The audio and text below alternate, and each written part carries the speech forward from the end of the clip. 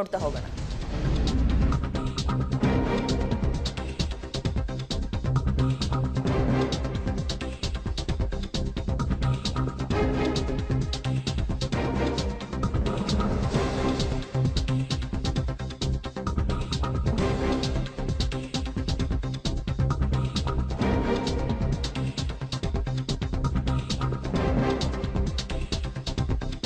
ಸಂದರ್ಭದಲ್ಲಿ ಬೆಂಗಳೂರಿನಲ್ಲಿ ಮತ್ತೊಂದು ಅಗ್ನಿ ಅವಘಡ ಸಂಭವಿಸಿದೆ. ಚಾಮರಾಜಪೇಟೆ ಬಳಿ ಇದೀಗ ಈ ಅಗ್ನಿ ಅವಘಡ ಸಂಭವಿಸಿರುವಂತದ್ದು ಬೆಂಗಳೂರಿನಲ್ಲಿ. ಟೈರ್ ಗೋದಾಮಿಗೆ ಬೆಂಕಿ ತಗಲಿದೆ. ಶಾರ್ಟ್ ಸರ್ಕ್ಯೂಟ್ ಅಂತ ಸದ್ಯಕ್ಕೆ ಅನುಮಾನವನ್ನು ವ್ಯಕ್ತಪಡಿಸಲಾಗ್ತಾ ಇದೆ. ಚಾಮರಾಜಪೇಟೆಯ ಟಿಆರ್ ಮಿಲ್ ಬಳಿ ನಡೆದಿರುವಂತಹ ಘಟನೆ.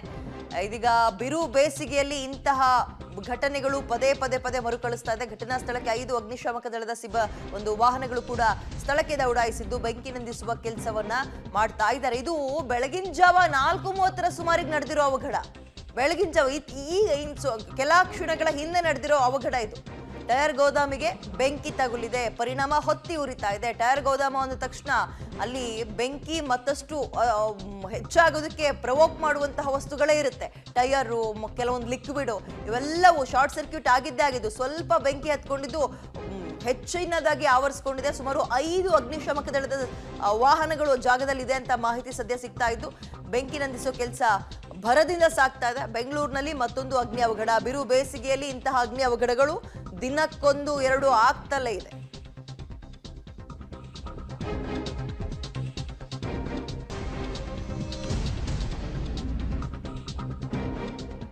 ಹೆಚ್ಚಿನ ಡೀಟೇಲ್ಸ್ ನಮ್ಮ ಪ್ರತಿನಿಧಿ ನಾಗೇಶ್ ನೀಡ್ತಾರೆ. Good morning Nagesh. ಇತ್ತೀಚೆಗಂತೂ ಇಂತಹ ಬೆಂಕಿ ಅವಘಡಗಳು ಪದೇ ಮರುಕಳಿಸ್ತಲೇ ಇದೆ. ಅದರಲ್ಲೂ ಕೂಡ ಟೈರ್ ಅಂಗಡಿಗಳಲ್ಲೇ. ಸದ್ಯಕ್ಕೆ ನೀವು ಸ್ಪಾಟ್ ನಲ್ಲೇ ಇದ್ದೀರಿ. ಡೀಟೇಲ್ಸ್ ಕೊಡೋದಾದ್ರೆ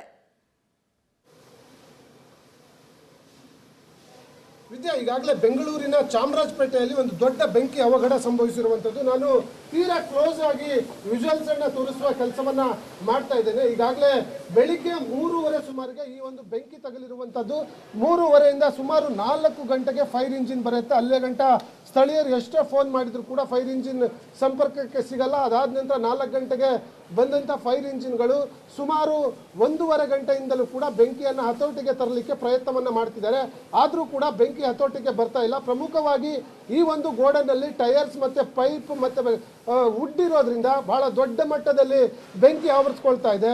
ಪ್ರತಿ ಕ್ಷಣಕ್ಕೂ ಕೂಡ ಬೆಂಕಿಯ ಕೆನ್ನಾಲಿಗೆ ದೊಡ್ಡ ಮಟ್ಟದಲ್ಲಿ ಆವರಿಸ್ಕೊಳ್ತಾ ಇದೆ. ಅಕ್ಕಪಕ್ಕದ ಮನೆಯವರು ಸಾಕಷ್ಟು ಆತಂಕದಲ್ಲಿ ಕಾಲ ಕಳೆಯುವಂಥ ಒಂದು ವ್ಯವಸ್ಥೆ ಇಲ್ಲಿ ನಿರ್ಮಾಣವಾಗ್ತಿರುವಂಥದ್ದು. ಈಗಾಗಲೇ ಪೊಲೀಸರು ಸುಮಾರು 1 ಕಿಲೋಮೀಟರ್ ದೂರದಲ್ಲಿರುವಂಥ 25ಕ್ಕೂ ಹೆಚ್ಚು ಮನೆಗಳಲ್ಲಿರುವಂಥ ಮನೆಯವರಿಗೆಲ್ಲರಿಗೂ ಕೂಡ ಅನೌನ್ಸನ್ನು ಮಾಡಿ ಮನೆ ಖಾಲಿ ಮಾಡಿಸಿರುವಂಥದ್ದು. ಈಗಾಗಲೇ ಮನೆಯಲ್ಲಿರುವಂಥ ಗ್ಯಾಸ್, ಕರೆಂಟ್ ಎಲ್ಲವನ್ನೂ ಕೂಡ ಆಫ್ ಮಾಡಿಸಿರುವಂಥ ಪೊಲೀಸರು ಬೆಂಕಿಯನ್ನು ಹತೋಟಿಗೆ ತರಲಿಕ್ಕೆ ಸಾಕಷ್ಟು ಹರಸಾಹಸವನ್ನು ಪಡ್ತಿರುವಂಥದ್ದು. ಇನ್ನೂ ಕೂಡ ಸದ್ಯದ ವಿಜುವಲ್ಸ್ ಅನ್ನು ನಾನು ನಿಮಗೆ ತೋರಿಸ್ತಾ ಇದ್ದೀನಿ. ಈ ಪರಿಸ್ಥಿತಿಯನ್ನು ನೋಡಿದರೆ ಸುಮಾರು 100ಕ್ಕೂ ಹೆಚ್ಚು ಅಗ್ನಿಶಾಮಕ ಗಾಡಿಗಳು ಬಂದರೂ ಕೂಡ ಇದನ್ನ ಹತೋಟಿಗೆ ತರಲಿಕ್ಕೆ ಬಹಳಷ್ಟು ಕಷ್ಟ ಸಾಧ್ಯ ಅನ್ನುವಂಥದ್ದು ಗೊತ್ತಾಗ್ತಾ ಹೋಗ್ತಾ ಇದೆ. ಯಾಕಂದ್ರೆ ಪ್ರತಿ ಕ್ಷಣಕ್ಕೂ ಕೂಡ ಗಾಳಿ ಯಾವ ಕಡೆ ಬೀಸುತ್ತೆ ಆ ಕಡೆ ಬಹಳ ದೊಡ್ಡ ಮಟ್ಟದಲ್ಲಿ ಬೆಂಕಿಯ ಕೆನ್ನಾಲಿಗೆಗಳು ಆವರಿಸ್ಕೊಳ್ತಾ ಇರುವಂಥದ್ದು. ಹಾಗಾಗಿ ಹರಸಾಹಸವನ್ನ ಪಡ್ತಿದ್ದಾರೆ. ಕಳೆದ 1 ಗಂಟೆಯಿಂದಲೂ ಕೂಡ ಸಾಕಷ್ಟು ಪ್ರಯತ್ನ ಪಟ್ಟರೂ ಕೂಡ ಇಲ್ಲಿಯ ಬೆಂಕಿಯನ್ನ ತಣಿಸ್ಲಿಕ್ಕೆ ಆಗ್ತಾ ಇಲ್ಲ. ಹಾಗಾಗಿ ಈ ಗೋಡನ್ ಇರುವಂಥ ಅಷ್ಟು ದಿಕ್ಕುಗಳಿಂದಲೂ ಕೂಡ ಫೈರ್ ಇಂಜಿನ್ಗಳು ಕೆಲಸವನ್ನು ಮಾಡ್ತಿದ್ರು ಕೂಡ ಬೆಂಕಿ ಹತೋಟಿಗೆ ಬರ್ತಿಲ್ಲ. ಪ್ರಮುಖವಾಗಿ ಅದರಲ್ಲಿರುವಂಥ ಟೈರ್ ಮತ್ತು ಪೈಪ್, ಪ್ಲೈವುಡ್ಗಳಿರೋದ್ರಿಂದ ಸಾಕಷ್ಟು ದೊಡ್ಡ ಮಟ್ಟದಲ್ಲಿ ಗೋಡನ್ನಲ್ಲಿ ಬೆಂಕಿ ಆವರಿಸ್ಕೊಳ್ತಾ ಇರುವಂಥದ್ದು. ಈಗಾಗಲೇ ನಾನು ನಿಮಗೆ ಪಕ್ಕದ ಮನೆಯವರು ಯಾವ ರೀತಿ ಆತಂಕದಿಂದ ನೋಡ್ತಿರುವಂಥ ವಿಜುವಲ್ಸ್ ಏನಿದೆ ಅದನ್ನು ಕೂಡ ಒಂದು ಕಡೆ ತೋರಿಸ್ತಾ ಇದ್ದೀನಿ. ಸುಮಾರು ಬೆಳಿಗ್ಗೆ ಎಲ್ಲರೂ ಕೂಡ ನಿದ್ದೆಗೆ ಜಾರಿರುವಂಥ ಸಂದರ್ಭದಲ್ಲಿ ಪೊಲೀಸರು ಏಕಾಏಕಿ ಬಂದು ಅನೌನ್ಸ್ಮೆಂಟ್ ಮಾಡ್ತಾರೆ. ಅನೌನ್ಸ್ಮೆಂಟ್ ಮಾಡಿ ಎಲ್ಲರೂ ಕೂಡ ಮನೆಯಿಂದ ಆಚೆ ಬರಬೇಕು ಅನ್ನುವಂಥ ಮನವಿಯನ್ನು ಮಾಡ್ತಾರೆ. ಸಾಮಾನ್ಯವಾಗಿ ಇವತ್ತು ಸಂಡೇ ಆಗಿರೋದ್ರಿಂದ ಎಲ್ಲರೂ ಕೂಡ ಬೆಳಗಿನ ಜಾವ ಸಾಕಷ್ಟು ಗಾಢವಾದ ನಿದ್ದೆಯಲ್ಲಿದ್ದರು. ಪೊಲೀಸರು ಏಕಾಏಕಿ ಅನೌನ್ಸ್ ಮಾಡ್ತಿದ್ದಂತೆ ಎಲ್ಲರೂ ಕೂಡ ಆತಂಕದಿಂದ ಹೊರಗಡೆ ಬಂದು ಎಲ್ಲರೂ ತಮ್ಮ ಮನೆಯಲ್ಲಿರುವಂಥ ಗ್ಯಾಸ್ ಮತ್ತು ಕರೆಂಟನ್ನು ಆಫ್ ಮಾಡಿ ಎಲ್ಲರೂ ಕೂಡ ಹೊರಗಡೆ ಬಂದು ನೋಡಿದಂಥ ಸಂದರ್ಭದಲ್ಲಿ ಬೆಂಕಿ ಬಹಳ ದೊಡ್ಡ ಮಟ್ಟದಲ್ಲಿ ಆವರಿಸ್ಕೊಂಡಿದೆ. ಅದನ್ನು ನೋಡಿ ಎಲ್ಲರೂ ಕೂಡ ಆತಂಕದಿಂದ ಫೈರ್ ಇಂಜಿನ್ ಅನ್ನು ಕರೆ ಮಾಡಿ ಪ್ರತಿಯೊಂದು ದಿಕ್ಕುಗಳಿಂದಲೂ ಕೂಡ ಫೈರ್ ಇಂಜಿನ್ ಈಗ ನೀರನ್ನು ಹೊಡೆಯುವ ಕೆಲಸವನ್ನು ಮಾಡ್ತಾ ಇದ್ದಾರೆ. ಆದರೂ ಕೂಡ ಸದ್ಯ ಹತೋಟಿಗೆ ಬರಲಿಕ್ಕೆ ಸಾಕಷ್ಟು ಕಷ್ಟ ಸಾಧ್ಯ ಅನ್ನುವಂಥದ್ದು ಇಲ್ಲಿಯ ದೃಶ್ಯಾವಳಿಗಳನ್ನು ನೋಡಿದಂಥ ಸಂದರ್ಭದಲ್ಲಿ ಗೊತ್ತಾಗ್ತಾ ಇದೆ. ವಿದ್ಯಾ, ನಾಗೇಶ್, ಬೆಳಗಿನ ಜಾವ ಆಗಿರೋದ್ರಿಂದ ಅದೃಷ್ಟವಶಾತ್ ಯಾವುದೇ ಪ್ರಾಣಹಾನಿ ಸಂಭವಿಸಿಲ್ಲ ಅಂತ ಅನ್ಕೊಳ್ತೀನಿ. 3ರಿಂದ 4 ಫೈರ್ ಇಂಜಿನ್ಗಳು ಬಂದರೂ ಕೂಡ ಕಂಟ್ರೋಲ್ ಮಾಡಕ್ ಆಗ್ತಾ ಇಲ್ಲ ಅಂದ್ರೆ ಮುಂದಕ್ಕೆ ಏನ್ ಮಾಡ್ತಾರೆ? ಹಾಗಾದ್ರೆ 4ವರೆಯಿಂದ 6ವರೆ ತನಕ ನಿರಂತರವಾಗಿ ಹೀಗೆ ಉರಿತಾ ಇದೆ ಅಂದ್ರೆ ಅಕ್ಕಪಕ್ಕದ ಮನೆಯವರು ಸಹಜವಾಗಿ ಆತಂಕಗೊಂಡಿರ್ತಾರೆ. ಏನ್ ಹೇಳ್ತಾ ಇದ್ದಾರೆ ಅಲ್ಲಿನವರು ಅಂತ? ಇದೆ, ಖಂಡಿತವಾಗೂ ನಾನು ವಿಜುವಲ್ಸ್ ಏನು ಹತ್ರದಿಂದನೇ ತೋರಿಸ್ತಾ ಇದ್ದೀನಿ. ಆ ವಿಜುವಲ್ಸ್ ಏನಿದೆ ಪ್ರತಿ ಕ್ಷಣಕ್ಕೂ ಕೂಡ ಸುಮಾರು 1.5 ಗಂಟೆಯಿಂದ ಕೂಡ ನಿರಂತರವಾಗಿ ದೊಡ್ಡ ಮಟ್ಟದಲ್ಲಿ ಬೆಂಕಿ ಆವರಿಸ್ಕೊಳ್ತಾ ಇದೆ. ಈಗ ಅಲ್ಲಿದ್ದಂಥ ಎಲ್ರಿಗೂ ಕೂಡ ಸ್ಥಳೀಯರು ಗೊತ್ತಾಗ್ತಿದ್ದಂತೆ ಗೋಡನ್ನಲ್ಲಿರುವಂಥ ಮಾಲೀಕರಿಗೆ ಕರೆ ಮಾಡಿ ಕೂಡಲೇ ಅಲ್ಲಿದ್ದಂಥ ಎಲ್ಲ ಕೆಲಸಗಾರರಿಗೆ ಹೊರಗಡೆ ಕಳಿಸುವಂಥ ಕೆಲಸವನ್ನು ಈಗಾಗಲೇ ಸ್ಥಳೀಯರು ಮಾಡಿರುವಂಥದ್ದು. ಹಾಗಾಗಿ ಸದ್ಯ ಇರುವಂಥ ಮಾಹಿತಿ ಪ್ರಕಾರ ಯಾವುದೇ ಪ್ರಾಣಹಾನಿಯಂಥ ಘಟನೆಗಳು ಸಂಭವಿಸಿಲ್ಲ. ಆದರೆ ಬೆಂಕಿ ಮಾತ್ರ ಬಹಳ ದೊಡ್ಡ ಮಟ್ಟದಲ್ಲಿ ಆವರಿಸ್ಕೊಳ್ತಾ ಇದೆ. ಬೆಂಗಳೂರಿನ ವಿವಿಧ ಅಗ್ನಿಶಾಮಕ ದಳಗಳನ್ನೆಲ್ಲೂ ಕೂಡ ಕರೆಸುವಂಥ ಕೆಲಸವನ್ನು ಮಾಡ್ತಾ ಇದ್ದಾರೆ. ಯಾಕಂದರೆ ಬಹಳ ದೊಡ್ಡ ಮಟ್ಟದಲ್ಲಿ ಬೆಂಕಿ ಆವರಿಸ್ಕೊಳ್ತಾ ಇದೆ. ಹಾಗಾಗಿ ಎಲ್ಲ ಕಡೆ ಆತಂಕ ಇದೆ. ಜನರು ಕೂಡ ಬೆಳಗಿನಿಂದಲೂ ಕೂಡ ಮಾತಾಡಿಸುವಂಥ ಒಂದು ಕೆಲಸ ಮಾಡ್ತಾರೆ. ಸರ್, ಎಷ್ಟು ಗಂಟೆಗೆ ಆಯಿತು ಸರ್? ಹೆಂಗೆ ಗೊತ್ತಾಯಿತು? 4 o'clock. ಹಾಂ, ಬೆಂಕಿ ಹತ್ಕೊಂತು ಬಡ ಬಡ ಬಡ ಬಡ ಸೌಂಡ್ಗೆ ಎಲ್ಲ ಇದ್ದು ಹೋಗ್ತಾ ಇದ್ವಿ. ಹಾಂ. ಸರ್, ಪೊಲೀಸ್ ಅವರು ಅನೌನ್ಸ್ಮೆಂಟ್ ಮಾಡಿ ನಿಮ್ಮನ್ನೆಲ್ಲ ಆಚೆ ಕರೆದ್ರೆ ಹೇಗೆ ಸರ್? ಬನ್ನಿ ಮೇಡಮ್. ಹಾಂ, ನಮಗೆ ಗೊತ್ತಾಗಿರೋದು 4 ಗಂಟೆ ರಾತ್ರಿಯಿಂದ ಉರಿತಾ ಇದೆ. ಹೆಂಗ್ ಹತ್ಕೊಂತು ಅಂತ ಗೊತ್ತಾಗ್ತಾ ಇಲ್ಲ.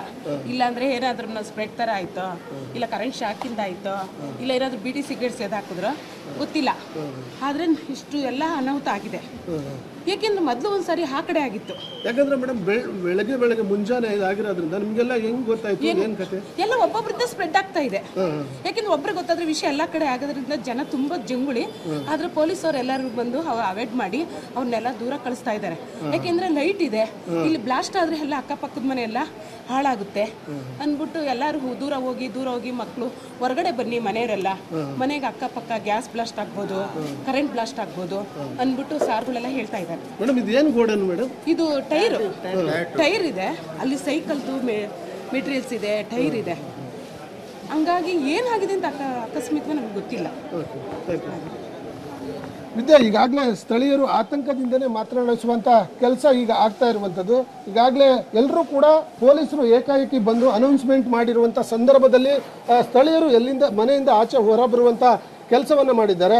ಏಕಾಏಕಿ ಈ ರೀತಿ ದೊಡ್ಡ ಮಟ್ಟದಲ್ಲಿ ಬೆಂಕಿ ಆವರಿಸ್ಕೊಂಡಿರೋದ್ರಿಂದ ಎಲ್ಲರೂ ಕೂಡ ಒಂದು ರೀತಿ ಆತಂಕದಲ್ಲೇ ಕಾಲ ಕಳೆಯುವಂಥ ಪರಿಸ್ಥಿತಿ ಸದ್ಯ ಘಟನಾ ಸ್ಥಳದಲ್ಲಿ ನಿರ್ಮಾಣವಾಗಿರುವಂಥದ್ದು. ವಿದ್ಯಾ, ಥ್ಯಾಂಕ್ ಯು ತಮ್ಮ ಡೀಟೇಲ್ಸ್ಗೆ ನಾಗೇಶ್. ಅದರಲ್ಲೂ ಟೈರ್ ಅಂಗಡಿ ಆಗಿರೋದ್ರಿಂದ ಅಲ್ಲಿರುವಂತಹ ಎಲ್ಲ ವಸ್ತುಗಳು ಬೆಂಕಿಯನ್ನು ಮತ್ತಷ್ಟು ಪ್ರವೋಕ್ ಮಾಡುವಂತಹ ವಸ್ತುಗಳೇ ಆಗಿರೋದ್ರಿಂದ ಅದನ್ನು ಕಂಟ್ರೋಲಿಗೆ ತಗೊಳ್ಳೋಕ್ಕೆ ಸಾಧ್ಯ ಆಗ್ತಾ ಇಲ್ಲ.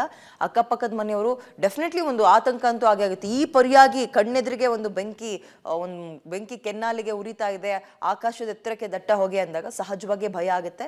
ಆತಂಕದಲ್ಲಿದ್ದಾರೆ ಸ್ಥಳೀಯರು.